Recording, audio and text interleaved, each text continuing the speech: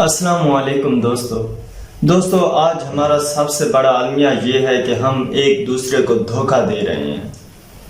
ہم کاروبار میں دیکھ لیں، ہم خاندانی مسائل میں دیکھ لیں، ہم یار دوستوں کے ساتھ دیکھ لیں، ہم رشتہ داروں کے ساتھ دیکھ لیں، ہم اپنے گھر میں دیکھ لیں، جہاں بھی ہے جو مسئلہ بھی ہے ہم ایک دوسرے کو دھوکہ دے رہے ہیں، ایک دوسرے کو دھوکے کی نگاہ میں رکھے ہوئے ہیں۔ اور سب سے بڑا دھوکہ اس وقت زندگیوں کا دھوکہ ہے، پوری لائف کا دھوکہ ہے۔ وہ دھوکہ کیا ہے؟ وہ دھوکہ یہ ہے کہ نفس پرستی ہے، دیکھا دیکھی ہے۔ لڑکے اور لڑکیاں یہ جو ایک دوسرے کے ساتھ باتیں کرتے ہیں، یہ جو ایک دوسرے سے وعدے کرتے ہیں، یونیورسٹیوں میں چلے جاؤ، کالجوں میں چلے جاؤ یا سکولوں میں چلے جاؤ، آج کل تو 5ویں 6ٹی کے بچے بھی انہی کاموں پر لگے ہوئے ہیں۔ اس کی سب سے بڑی وجہ یہ موبائل ہے۔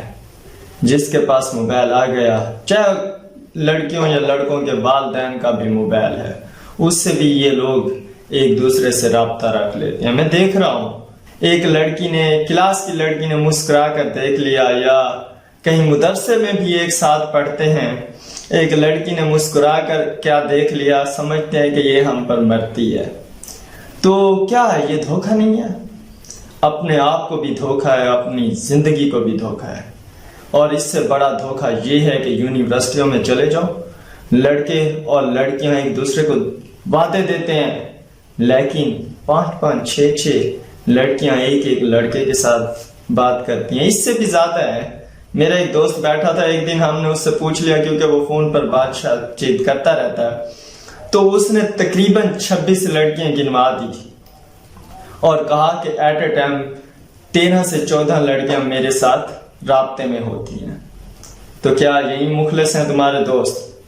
تو کیا یہی لوگ تمہیں آخر تک لے جائیں گے، تمہارے ساتھ دوستی رکھیں گے، تمہارے ساتھ رشتہ داری رکھیں گے، تمہارے ساتھ تعلقات رکھیں گے؟ نہیں۔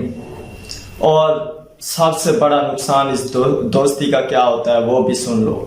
یہ جو طلاقیں ہو جاتی ہیں آج کل، پہلے بڑے دعوے کرتے ہیں ہم لوگ، بڑے وعدے کرتے ہیں ہم لوگ، شادی ہو بھی جائے تو ایسی شادی طلاق تک جا پہنچتی ہے۔ کیوں؟ کیونکہ ہم ان باتوں کو پورا نہیں کر پاتے، اور اس سے پہلے بھی بہت کچھ ہو رہا ہوتا ہے۔ پھر لڑکے تانے دیتے ہیں لڑکیوں کو۔ بہتر یہی ہے لڑکیوں کے لیے کہ لفنگوں سے دوستیاں چھوڑ دیں۔ ہر کسی کے نصیب میں ایک آدھ لڑکا ضرور ہوتا ہے جس سے شادی ہونی ہوتی ہے، تو اسی کا انتظار کریں۔